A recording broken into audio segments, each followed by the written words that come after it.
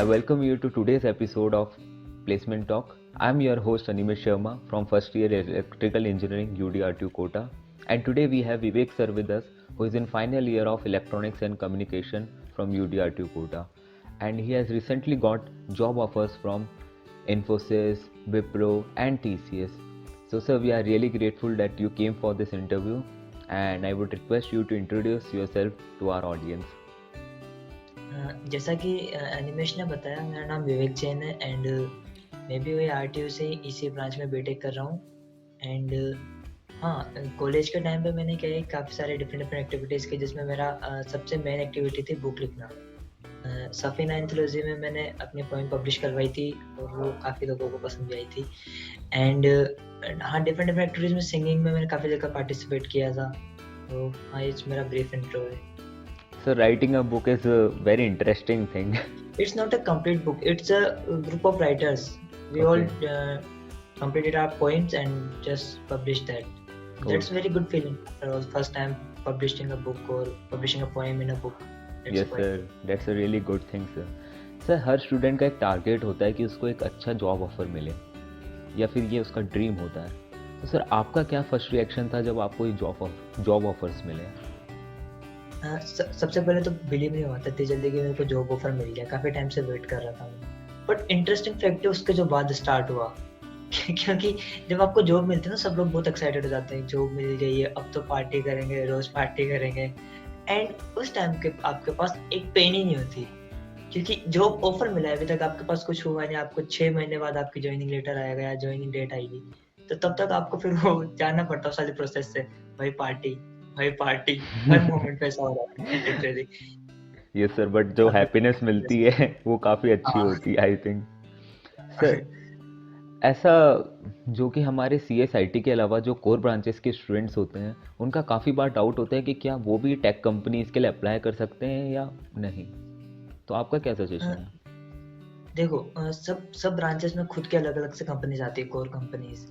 Like EC के लिए FEV आती है एंड इलेक्ट्रिकल के लिए L&T, रिलायंस और KEDL आती है। मतलब सब कंपनीज, सब ब्रांचेस के अलग अकॉर्डिंग अपनी अपनी कंपनीज आती है। सिविल के लिए काफ़ी सारी आती है, वो टेक महिंद्रा आती है और वंडर सीमेंट आती है। तो काफ़ी सारी कंपनीज अपने ब्रांचेस के अकॉर्डिंग आती है। वो डिपेंड करता है कि आपका इंटरेस्ट किस फील्ड में और आपने किस फील्ड में आपके पास अप्रोप्रिएट स्किल्स है। Okay sir. So sir core branches के स्टूडेंट्स क्या, मतलब आप उनको क्या सजेशन देंगे कि वो किस वे में टेक कंपनीज के लिए प्रिपेयर कर सके उनकी प्लेसमेंट्स के लिए? देखो, कोर ब्रांचेस में क्या होता है ना, मोस्टली आजकल जो भी वर्क हो रहा है ज़्यादातर सॉफ्टवेयर बेस्ड हो रहा है। तो सब अलग अलग ब्रांचेस के अलग अलग सॉफ्टवेयर से, जैसे कि इलेक्ट्रिकल वगैरह मैटलैब आता है एंड मैकेनिकल में कैड आते हैं, ऑटो कैड आता है, सॉलिड वर्क्स आता है। सिमिलरली EC ब्रांच में भी जो IC डिजाइनिंग वगैरह के जो सॉफ्टवेयर्स होते हैं, तो सब ब्रांचेस के अपने अलग अलग सॉफ्टवेयर आप उन प्रैक्टिस कीजिए। और जो स्वयं कोर्सेज है जो कि AICTE की तरफ से अपन को अवेलेबल कराए जाते हैं, NPTEL पे काफ़ी सारे कोर्सेज फ्री में अवेलेबल होते हैं, तो उन कोर्सेज को करने के बाद अपन रिलेवेंट स्किल गेन कर सकते हैं, फिर इस फील्ड में आगे जा सकते हैं। ओके सर, मतलब हमारे को मेन एम्फेसिस सॉफ्टवेयर में थोड़ा रखना है और आल्सो हमारे को जो दूसरे NPTEL ऐसे पोर्टल्स होते हैं उन पे हमारे को अपना प्रिपरेशन करना चाहिए। सर मेरा नेक्स्ट क्वेश्चन ये है आपसे कि राइट नाउ आपके पास अभी कितने जॉब ऑफर्स एंड इंटर्न्स हैं?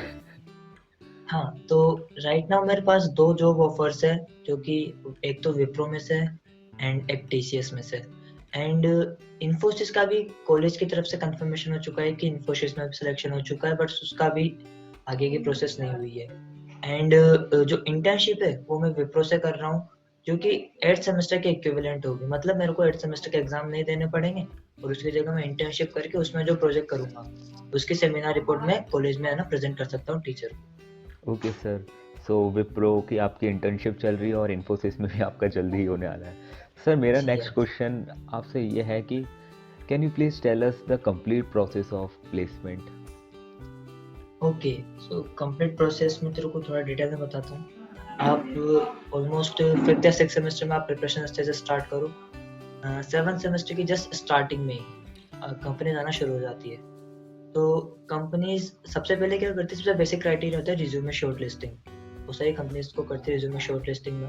तो आपका सबसे पहले रिज्यूमे अच्छा होना चाहिए। रिज्यूमे में आपके प्रोजेक्ट्स होने चाहिए, आपके रिलेवेंट स्किल्स और इंटर्नशिप आपने कहाँ-कहाँ से करी, वो सारी चीज़ें होनी चाहिए। उसके बाद फिर जब आपका रिज्यूमे शॉर्टलिस्ट हो जाएगा, देन आपके पास फिर टेस्ट लिंक आता है कि उसका जो कंपनी का टेस्ट होगा, असेसमेंट, उसका लिंक आएगा, ठीक है? तो वो लिंक में काफ़ी सारे बच्चे उसमें भी शॉर्टलिस्ट होते हैं एंड कुछ बच्चे उसमें रिजेक्ट हो जाते हैं। उसके बाद कुछ कंपनीज़ होती है जो अच्छी कम्युनिकेशन स्किल्स की डिमांड करती है, तो वो जीडी करवाती है, ग्रुप डिस्कशंस। तो ग्रुप डिस्कशंस में आप क्लियर होने के बाद आपके पास इंटरव्यूज आते हैं, ठीक है? तो 2 तरह के इंटरव्यू होते हैं, तो टेक्निकल इंटरव्यूज होते हैं, तो एक एचआर इंटरव्यू होता है। तो टेक्निकल इंटरव्यू में तो अगर जैसे आईटी कंपनी की बात करो तो वो आपसे प्रोग्रामिंग के क्वेश्चन पूछेगा, वो बेसिक नॉलेज चेक करेगा आपकी। वहीं अगर मैं कोर की बात करूँ तो कोर में क्या होगा कि वो आपसे बेसिक सब्जेक्ट पूछता है। जैसे ईसी की बात करूँ तो डिजिटल हो गया और नेटवर्क थ्योरी हो गया। सिमिलरली अगर मैं इलेक्ट्रिकल की बात करूँ तो उसमें फिर अपने पास पावर सिस्टम्स हो गए, इलेक्ट्रिकल मशीन्स हो गए। तो जो बेसिक कोर्स, जो मतलब कोर ब्रांच के जो मेन कोर्सेज है, उनमें से वो क्वेश्चन पूछते हैं।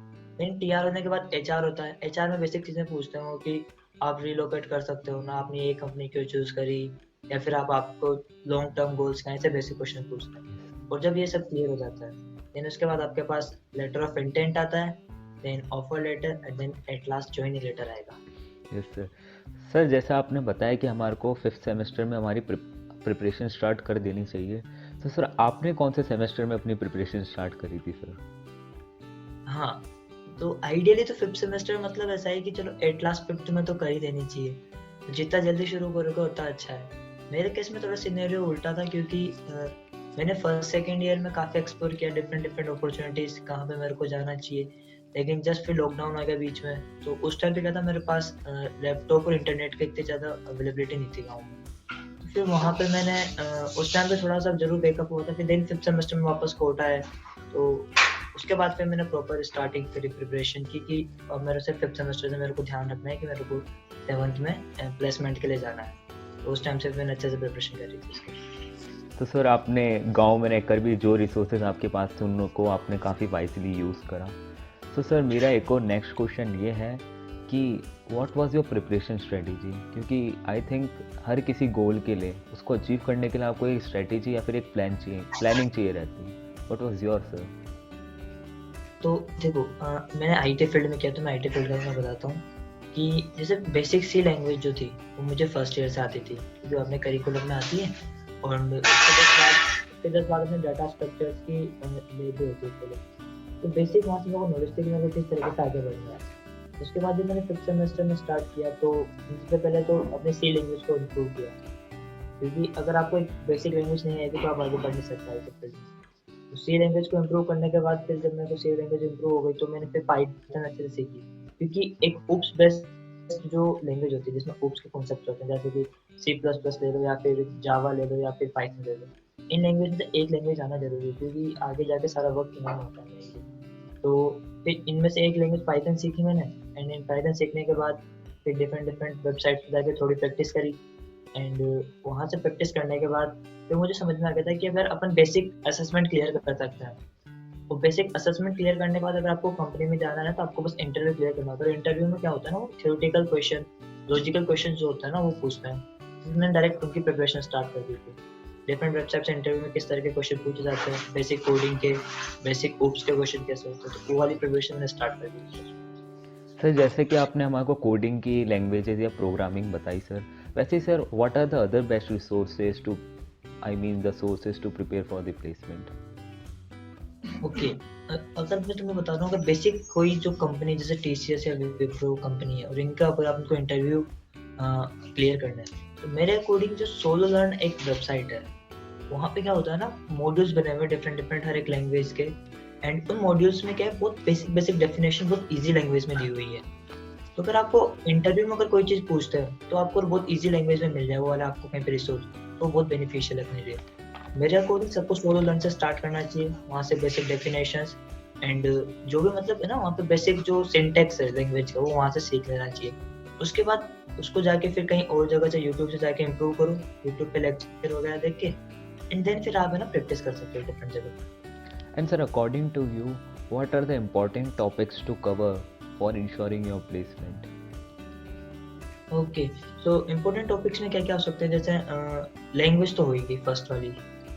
अगर अपन आईटी की बात करें तो एक लैंग्वेज तो कंप्लीट ज़रूरी है उस वाली, एंड देन उसके बाद basic concepts of DBMS and basic concepts of cloud computing, मतलब जो भी ट्रेंडिंग टेक्नोलॉजीज़ है। जैसे कोई भी पूछ सकता है ब्लॉकचेन क्या होता है, कोई पूछो ट्रेंडिंग टेक्नोलॉजी है अभी, मशीन लर्निंग क्या होता है, क्योंकि अपन को ज़्यादा नॉलेज नहीं है इन चीज़ों की, अपन यस। बहुत ज़्यादा डेप्थ में नहीं पढ़ेंगे शायद इनको, लेकिन अपन को बेसिक सबके पता होने चाहिए कि टेक्नोलॉजी के हर्ट क्या है, मेन जो उसका मोटिव क्या है उस टेक्नोलॉजी को अपन को फील्ड में लाने का। तो ये बेसिक चीज़ें अपन को आनी चाहिए जस्ट।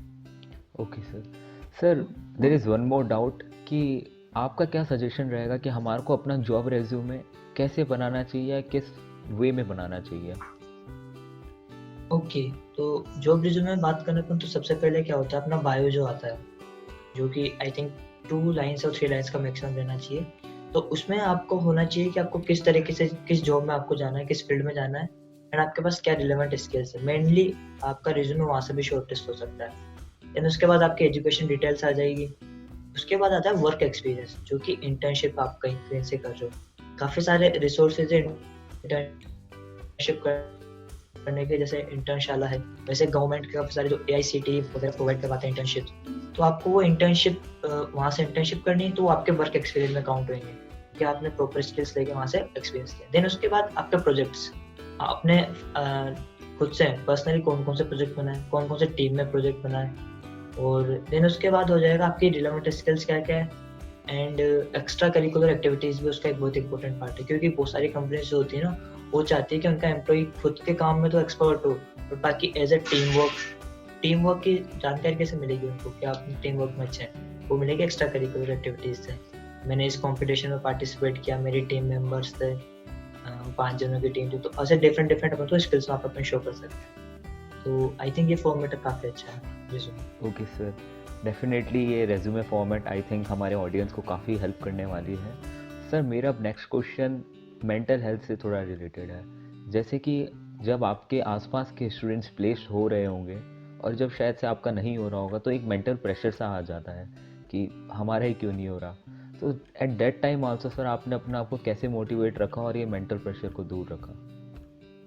ओके, देखो, ये बहुत ज़रूरी बात है, क्योंकि लिटरली सब लोगों के साथ होता है। और जब आप मैं इफ़ेक्ट बता रहा हूँ, उसका इफ़ेक्ट क्या होता है मेंटल इफ़ेक्ट प्रेशर का, कि जब आप पे मेंटल प्रेशर रहेगा, तो आप जो ईज़ी अपॉर्चुनिटीज़ आपके लिए आने वाली है, उनको भी धीरे-धीरे खो देते हो, क्योंकि उस प्रेशर में आप उतना ज़्यादा एक्टिवली वर्क नहीं कर पाते। तो देखो, एक तो किस में आता है मेंटल प्रेशर, किस पे आता है, जो बच्चे गेट की प्रिपरेशन करते हैं, क्योंकि प्लेसमेंट स्टार्ट हो जाता है सितंबर या फिर जो अगस्त में, जब भी सेमेस्टर स्टार्ट होगा, एंड गेट का एग्जाम होता है फेब में।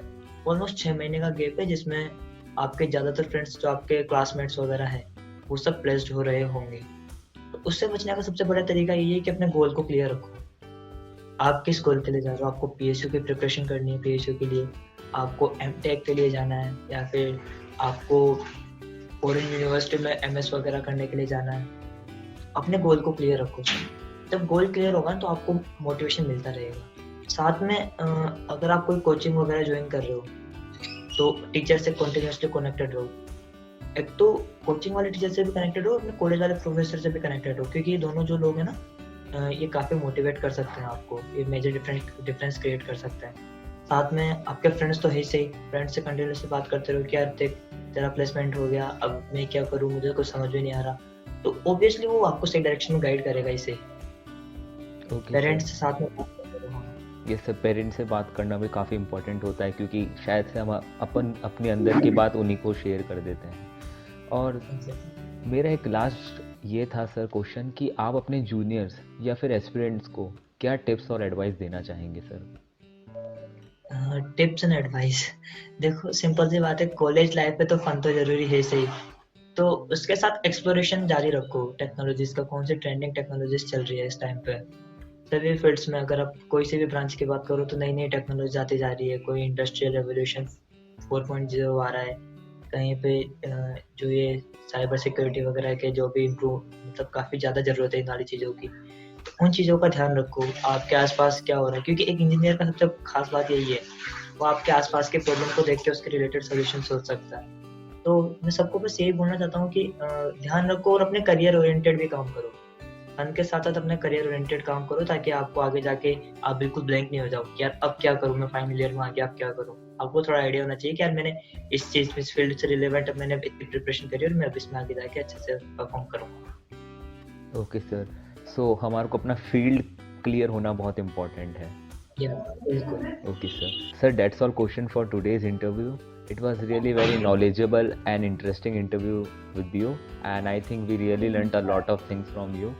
So, thanks, sir, for coming for this interview again. And Thank you for inviting me to this interview, yaar. yes, Fun. and I would like to say to audience कि I hope कि हमने आपके सारे doubts clear करे होंगे, और अगर अभी भी कोई डाउट बच जाता है तो आप कमेंट सेक्शन में लिख सकते हैं, and be connected with us for more such content. Thank you.